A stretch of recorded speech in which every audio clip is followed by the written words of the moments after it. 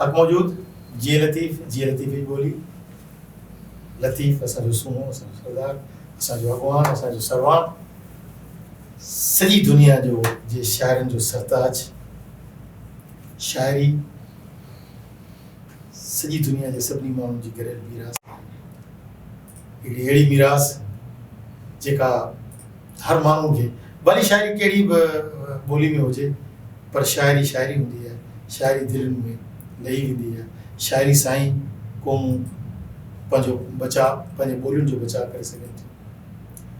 गुज़िरियल सबक़ में पाण सिखियोसीं त उरूज़ छा आहे।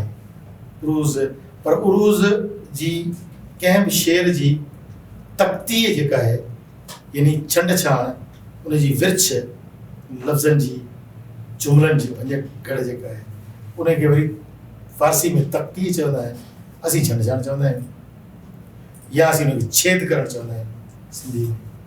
त इहो छेद कीअं थींदो आहे अचो त चाचा आशिक़ खां असीं सिखूं त छेद कीअं थींदो आहे। महिरबानी साईं। इहो उस्तादनि जो चवणु आहे त जॾहिं बि तव्हां वटि को ख़्यालु अचे थो उनखे तव्हां लिखो रवानगी उन में हुजे, पोइ उन में कहिड़ो तव्हांजो उन में वज़न बहर अचे थो पोइ उन ते बहर लाइ सोचो। पहिरीं तव्हां लिखी वञो उहा ॻाल्हि मथां तव्हांजे ज़हन मां निकिरी वञे उहा लिखी वठो। अहिड़े नमूने सां हाणे मिसाल खिली नेण मूं ॾे खयाऊं चङू थियो, बिटरा बाण ॿीहर बखियाऊं चङू थियो, सॾे सिक मझारा करे हार बाहूं, मिड़ई महबतूं मूं ॾिनाऊं चङू थियो। हाणे हे गज़ल आहे, मुसलसल गज़ल आहे जंहिंमें खिली नेण मूं ॾे खयाऊं चङू थियो, फ़ऊलुन फ़ऊलुन फ़ऊलुन फ़ऊलुन, बिटरा बाण ॿीहर बखियाऊं चङू थियो, फ़ऊलुन फ़ऊलुन फ़ऊलुन फ़ऊलुन। हा हाणे हिकिड़ो वज़न हा वरी ॿियो असांखे ॿियो कोड़ो ॿुधायो बेत या शेर या गज़ल या नज़्म जेको हुजे पर उनजी बि ईअं तख़्तीअ करे सघे।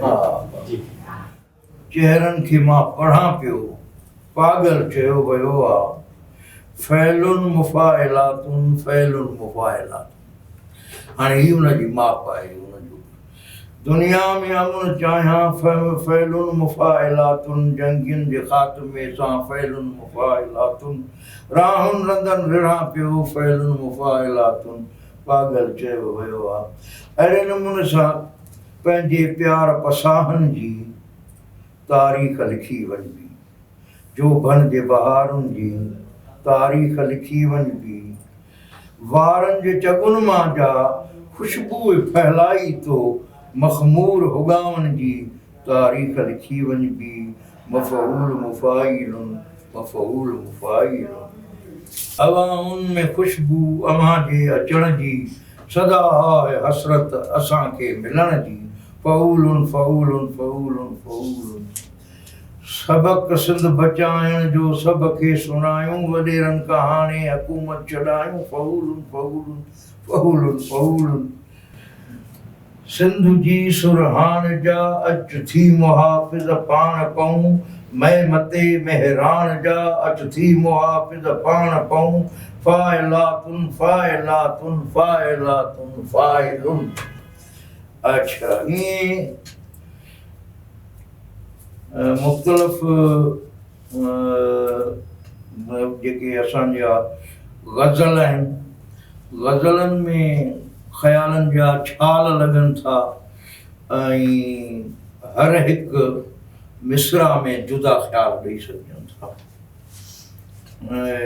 ईअं अयाणूं अयाणूं नथी तूं अयाणूं, तुंहिंजी आहे मूमल तूं ई काकराऊं, आहे गज़ल पर उन गज़ल में मुख़्तलिफ़ ख़्याल हर ॿिनि सिटुनि जे शेर में हर ॿिनि सिटुनि जे शेर में मिसरा चइबो आहे, उनखे मुढ खे थल चइबो आहे, मतिलबु उनखे बंद खे मिसरा सिंधीअ में चवंदा आहियूं असीं। पोइ मुख़्तलिफ़ ॿोलियुनि जा मुख़्तलिफ़ नाला रखियल आहिनि शाइरी जे हिसाब सां। साञ बंद साञाह न विकिणो, वांगीरनि वेसाह न विकिणो, सिंध मुहाफ़िज़ आहे बिटाई, सांगिन सां जंहिं नऊं लाई, लालच में तंहिं शाह न विकिणो। हाणे रुॻो रिदम आहे हिन में रिदम तव्हां वठी वेंदो जेको तव्हांजो क़ाइदो आहे उहो तव्हांखे रिदम ॾींदो। किथे बि तव्हांजी ज़बान अटके थी माना हिते तव्हांजे रिदम में ख़लल आहे, तव्हांजे उन क़ाइदे में ख़लल आहे। इहो शाइर खे सम्झणो पवंदो।